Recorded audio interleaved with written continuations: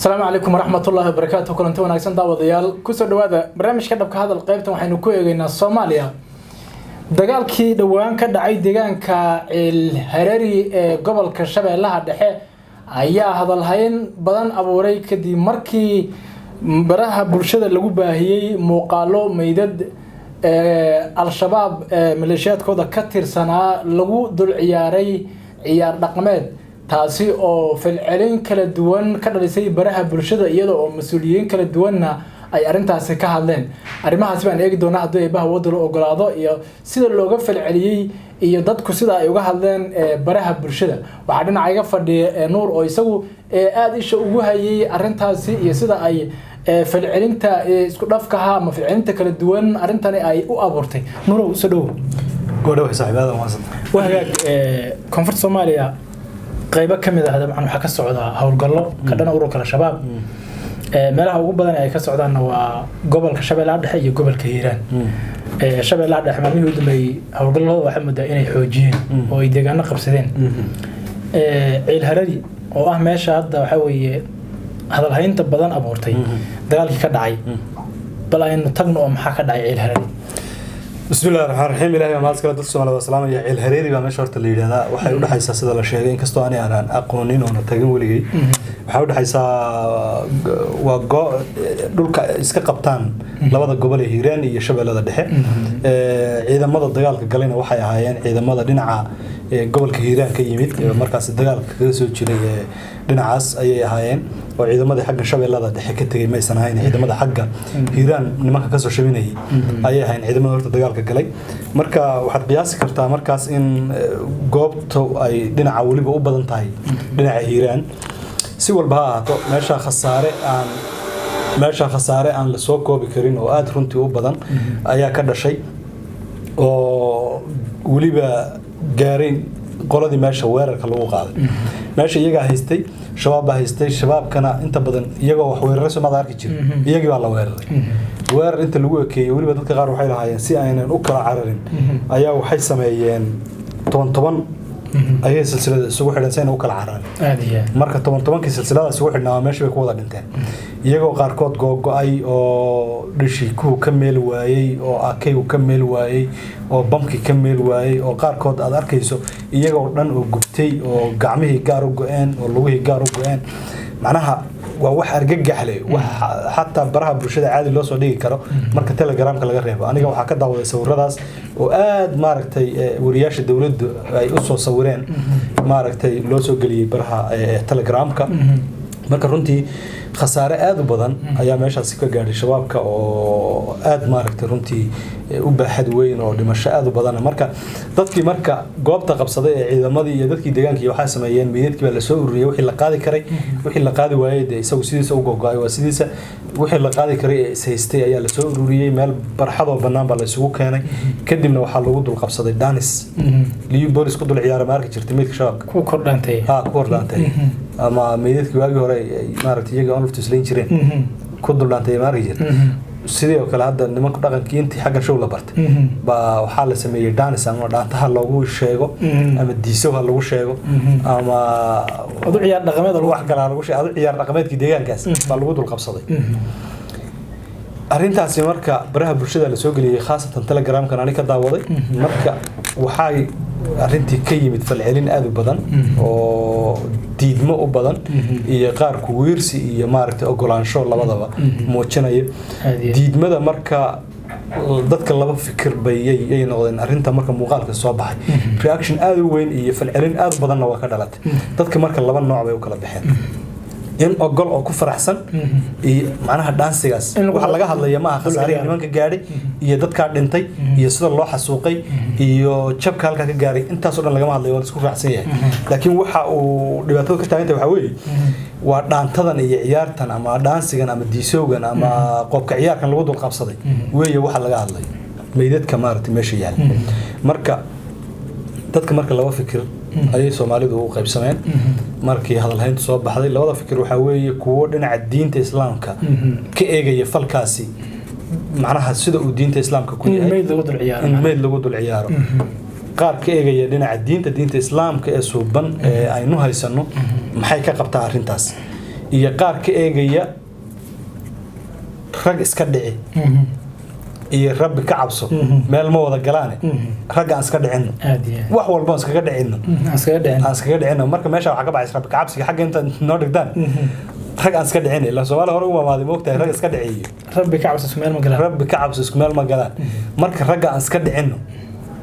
kuwa ku fikiraya iyo kuwa ku fikiraya ma isku meel bay galaan rabbina aan ka baqno ragana aan iska dhicino marka aniga kullayba shakhsiyan waxa ila saxan kuwa ka aaminsan ragna hal iska dhiciyo rabbina hal laga baqo sababtoo meedku haduu dhinto qofku haduu dhinto aad la dagaalamaysa wuxuu isu bedelayaa magacii Abdi iyo Nuur iyo ilka casi waa ka gudbayaan wuxuu isu bedelayaa meed marka iskama ka celin karo mana hadli karo waa qof hoyday oo aakhiro u dhalmaday marka jir meel yaalo oo dhintay sabab aad ugu dul ciyaarto ugu dul istaagto maxay ku soo kordhinaysaa waxay ku soo kordhinayso mala marka dadka fikirka aaminsan man anigu shakhsiyan yaan kulay ka mid ahay ninka intan yaa bilaabay intan waxa bilaabay in la yiraahdo xildhibaan Ibrahim Maxamed Ibrahim Macallimow oo wariye hore ahaan jiray haddana xildhibaanada Hirshabeelle baarlamaanka jamhuuriyadda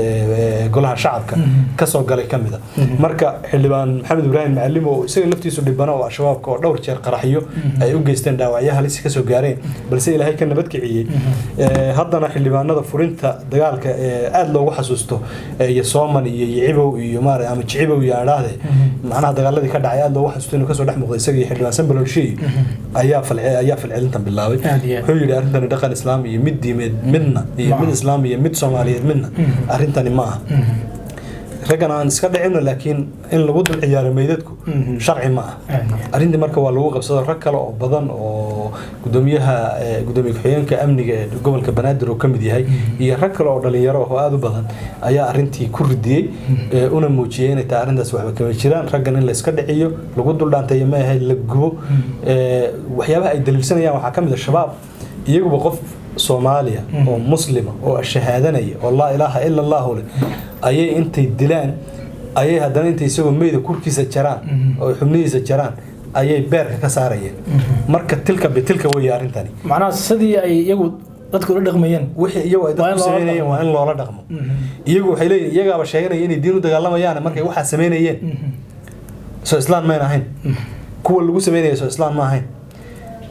soo iyagu dadka ay sida u galayeen ma aaminsaneen inuu qof khawaarij ah ama inuu qof maaragtay ridoobay u yahay annaguna waxaan aaminsanahay inay yihiin kuwa ridoobay gaala ah diinta islaamka aan haysanin khawaarij sidan iyo si ka daran ba in loola dhaqmo meydkooda xurmo male bay aaminsan yihiin macnaha meyd islaam oo xurmada islaamka uu lahaa leh oo la siinayo ma waa meyd maaragtay khawaarijtana meydkooda xurmada meydka islaamku lahaa ma yeelanayo saasay ku doodayaan kuwan kale waxay ku doodayaan ma aha meydku haduu dhinto xurmo leeyahay xurmadu lahaa aan siino waxba yaan lagu dul dhaantaynin qofka hadii la dilaha laga socdo laakiin nimankan aan iska dhicin aan dilo laakiin yaan ku dul dhaantaynin aniga kullee fikradaas waa ila saxan tahay qofka haduu dhinto oo meyd noqdo meydkaasi ama aboor ha cuno ama waraab ha cuno ama maaragtay hal aaso ama meesha laga tago ku qormo meydkaasi haduu dhinto xurmo ku leeyahay inaad ku dulaantay si inaad ku dulbadboodo wax ay ku soo kordhinayso oo aan khaatimo xumo ahayn ma jirto marka dad badan siyaasiyiin iyo wax garadaba ka hadlay Maxamed Cabdiwaare ee madaxweynihii hore Hirshabeelle aad halkan uga salaamaya kamid dadka ka hadlay oo Twitterkiisa ku soo qoray in arrintaas ay aad khalad u tahay oo markaas aysan wax loo baahan yahay aysan ahayn Sheekh Bashiir Axmed Salaad ayaa isagana culimada Soomaaliyeed madaxdooda kamid ah isagana arkayay oo xalay TV-ga Universal laga wareystay oo markaas isagana maaragtay ka hadlaya in maaragtay arrintaas ay tahay arrin diinta islaamka aan ku banaanayn dagaalka nimanka lagu jiriyo iyo meydka laga dilo inaan lagu dullaanteen in la kala saaro ayuu maaragtay sheekhu aad uga hadlay marka geesta kalena dad badan oo kale ayaa waxay ka hadlayaan oo ay leeyihiin arrintan waa sax waliba waxay u sawirayaan nimankan Maxamed Ibrahim Macallimow iyo kooxdan bilowday inaan meydadka lagu dullaanteen inay yihiin iyaga laftoodu kuwa hoosta xiriirka la khawaarijta aadiyeed marka say marku dhici karta Maxamed Ibrahim Macallimow wuxuu kamid yahay dhibanaha uu ahaa dhibano uu yahay ma aha waliba aad buu dhibano ugu yahay intaas jeer buu maaragtay qaraxyo ay u dhigeen ka badbaaday kuwa isaga la beegsaday iyo kuwa goobtii maaragtay ka dhacayeen goobjoog ahaaba in badan ugu yaraan horta 2 iyo 3 jeer ayay dhaawacyo ka soo gaareen marka iyadoo sidaa tahay wali wuxuu la dhutinayaa dhaawicii ka soo gaaray gaarigiisa qaraxii lala beegsaday qarax lagu xiray maayna qof isku qarxiyay buu ah maaragtay qaraxii lala beegsaday bilo ka hor ayuu weli u dhutinayaa oo maaragtay u jiisaya marka haddana sidaa ay tahay weli furintu ku sugan yahay oo mar walba dagaalku qayb ka yahay marka hadayna iyadoo sidaa tahay haddii uu yidhaahdo war waxaani diinteenna islaamka qayb kama ahe inagu dad islaamaan nahay aan dhaqankeena wanaagsan toosino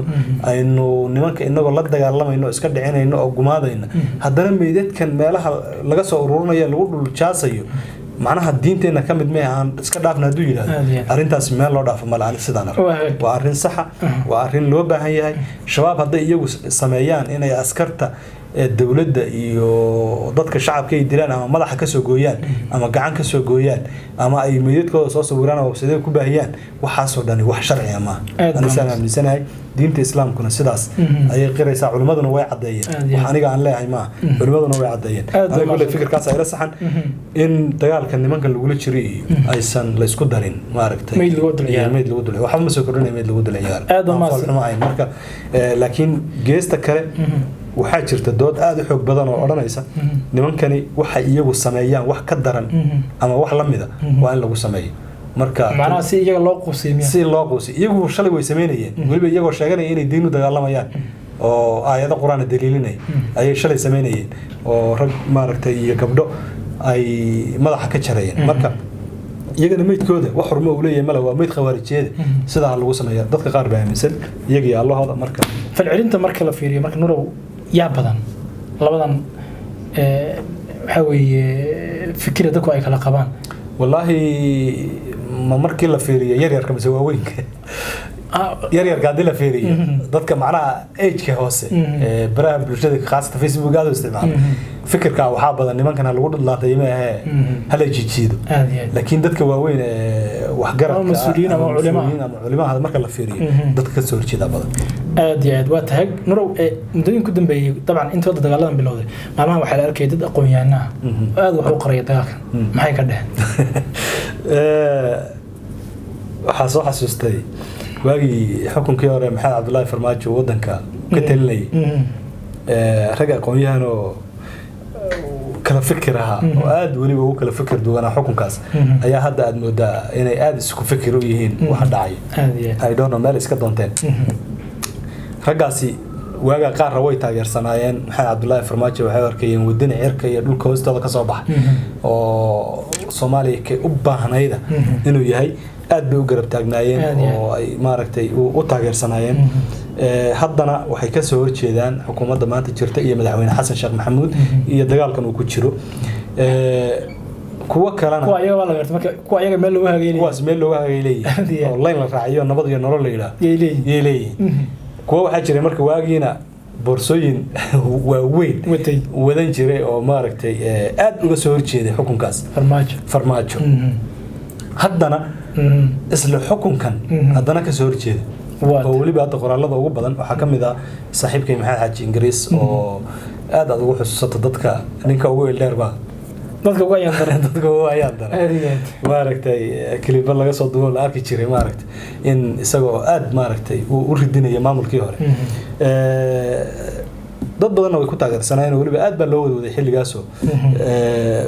waxyaaba macquulana uu ka hadli jiray oo maaragtay aad loojig u ah haddana wuxuu ka hadlayaa waxyaabo twitterka aad wuxuu ugu soo qorayaa uu leeyahay bahashi maxay ahayd qoladii qabsatay wadankii muxuu ahaa ii sheeg qoladii ii sheeg ururkayda Taliban Afghanistan qoladii oo kale oo laba soo socotuu leeyahay Soomaaliya macnaha soo Taliban Afghanistan meena qabsan haddana Taliban tu marka macbuudiyada Taliban tu maya waa shabaab baa qabsan doonta Soomaaliya oo xasan sheekh maxamuud iyo dagaalkan uu galay waa looga guuleysan doonaa oo shabaab baa meesha qabsanaya khalis weyn marka xasan sidii Mareykanku diyaarad raaci doona oo meelahaas isaguna toro xagu ka degi doona meel ka degi doona buu leeyahay marka fikir noocaasa aad buu Twitter ku adeegsanaya waxyaabo badan buu soo qoraya waxaan moodaa inuu bixinayo ifafaalo ah in dawladdu dagaalkan ay gashay uu yahay dagaal khaldan aysan ku guuleysanaynin qaabka wax loo wado uu yahay qaab khaldan isla markaasina jaanis la siinayo kooxdan maaragtay shabaabka iyo dagaalka ku jiraan iyaga jaanis la siinayo wuxuu soo daliishanayaa culayska aadka u badan ee magaalada Muqdisho la saaro waxaad moodaa shabaabku inay hadda maalmahan inay culays aad u badan ay saaraan iyaga soo culays lagama saarin goboladii iyaguna culays waxay soo saareen caasimadda wali way daba mareen wala daamar xagga la Soomaa iyaguna xagga soo aadeen marka waxaad xasuutaa qarax hadda sooba ka dhacay xalay oo kaliya afar qarax khasaare kasta ha geystaan ayay Muqdisho marti gelisay inkastoo dadka qaar ay lahaayeen qaraxyada qaar dheemish bay ahaayeen oo wax khasaare ameen geysnay khalkhal galin bay ahaayeen haddana waxa la isku raaciyay xiranana qarax ka dhacay inuu khasaare geystay oo halka uu qarax weyn ka dhacay khasaare dhimasho dhaawac balana uu geystay marka sida ay tahay waxaad moodaa culays badan ayay saarayaan maalmaha soo socdana waa suuragal dadku ha u toogayaan oo ha isilaaliyaan goobaha lagu badan yahay inay tagin iyo hoteelada iyo meelahaas inay culaysyo inta ka badan inay tagaan ba inay si saaraan suuragal waxa la leeyahay markii iyaga culays gobolada laga saaray askartooda xagga lagu baacsaday iyaguna qaraxyadoodii iyo wixii awoodi kareen iyo kiimikada isku xirxiri kareen Muqdisho iyaguna ay maaragtay culays ka soo saareen marka horta ifafaalahaas marka aqoonyahankaas uu muujinayaa in Daalibantu ay Soomaaliya ka soo socoto Abdulwahab Abdi Xuseen Abdulwahab Shacabdi Samad isagana aqoonyahan Soomaaliyeed oo maartay isagana aad u salaamayo isna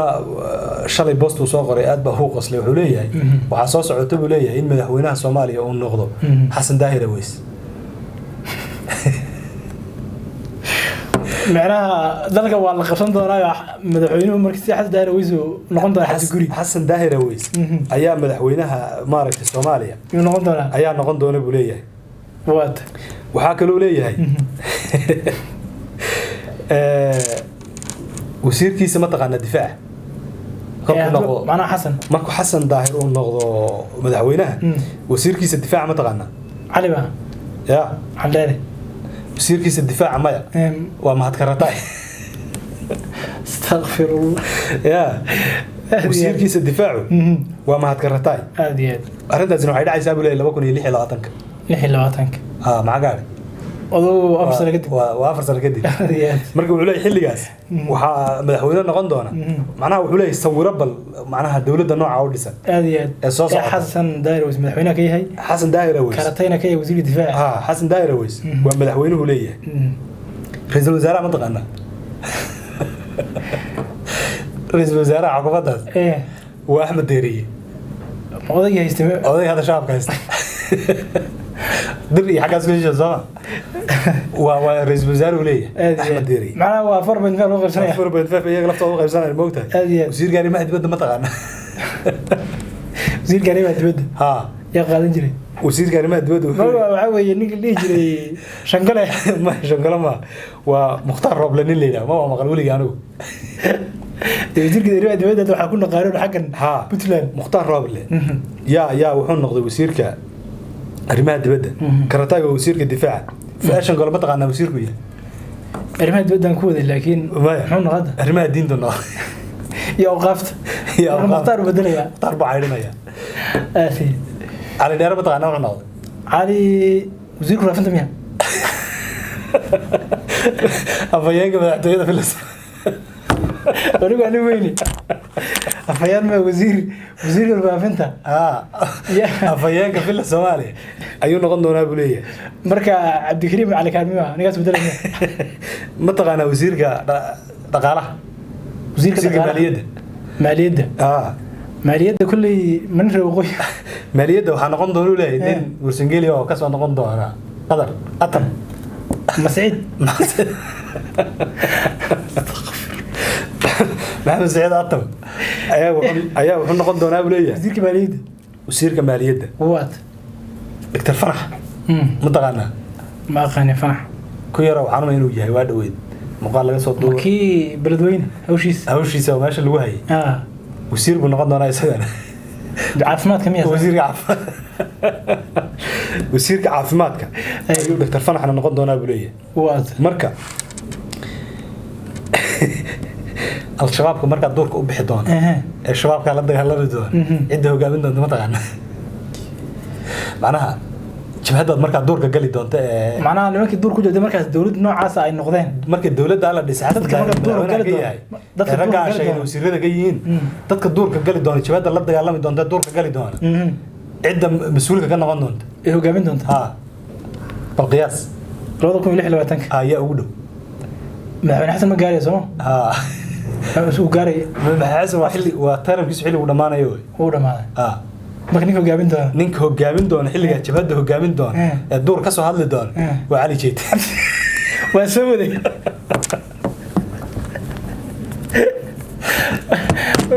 walaada soo waday ugu soo dhacay cali jeete soo waday hadda inuu waxa way noqon doono qofka cali jeete maarad macnaha waa sawir noocaas u bixinaya sawir noocaas waxay xusuusinaa waxaan anagu ma sheegayno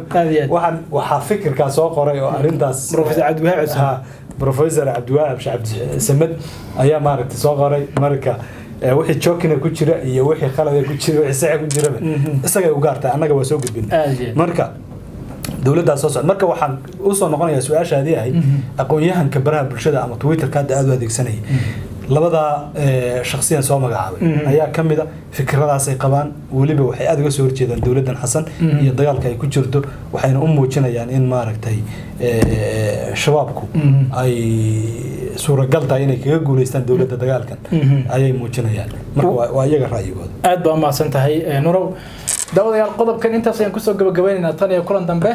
waxaan idinku dhaafaynaa sidaas iyo nabadgelyo